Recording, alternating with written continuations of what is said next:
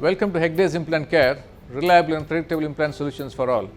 Today I have a case of smile designing where I am going to talk about how to close the space between the anterior teeth, the front teeth, and develop a smile for the patient. You can see in the picture here the patient has got a little space between the front two teeth, and there is a little bit of malalignment.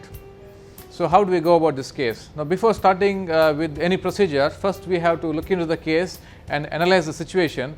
So, you can see here between the two teeth, you can see the yellow line there. Between the two teeth there is a space of about 1 to 2 millimeters which we have to close.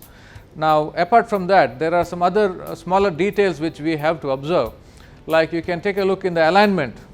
If you take a look at the first tooth which you call the central incisor and the second tooth which is the lateral incisor, the central incisor is got a straight line, it is in the straight alignment, whereas the second tooth is slightly tilted distally, it is tilted to one side, you can see in the picture.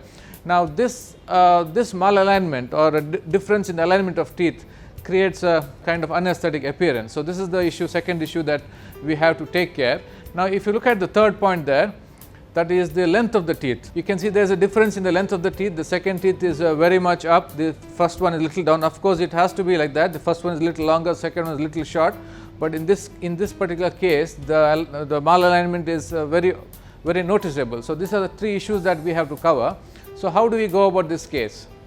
So, what I have planned is to do to give a dental laminate here. Now, what is a laminate and how do we go about it? A dental laminate or a dental veneer is nothing but a thin shell of ceramic, thin shell, just like we say veneers, or like we have laminates or something like we laminate something with wood or anything like that.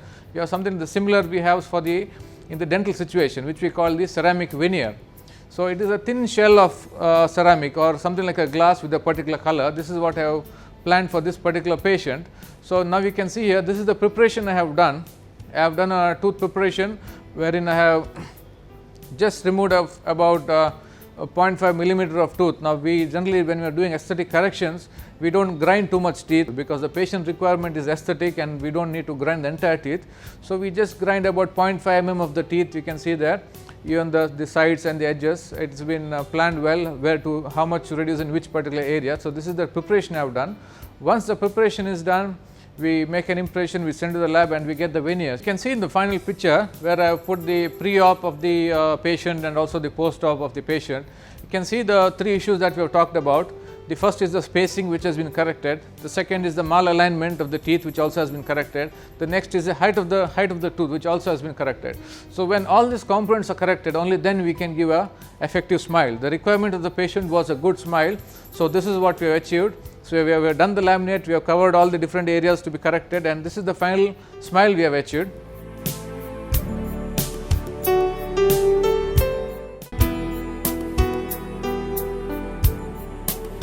Now, where there was space only between the front two teeth. Now, I will show you one more case, a similar case where there is a space between all the teeth, all the four teeth, the front four teeth. You can see in the picture there is space between the front two teeth of the central and lateral incisor, both central incisor. Also, there is a space between the central and the lateral incisor. So, how do we go about this case? Before directly getting into laminates or grinding the teeth, what we need to do is we need to plan it well. So, when I say plan it well, when I close the space, if I close the space without planning, the teeth is going to look very big. It's going to be too low because there is space all over the teeth and the teeth looks very big and very artificial. So, this is what I have done. I have done CAD designing for the patient, wherein we make the models of the patient's mouth, we make a cast of it and then we scan it using a CAD CAM scanner.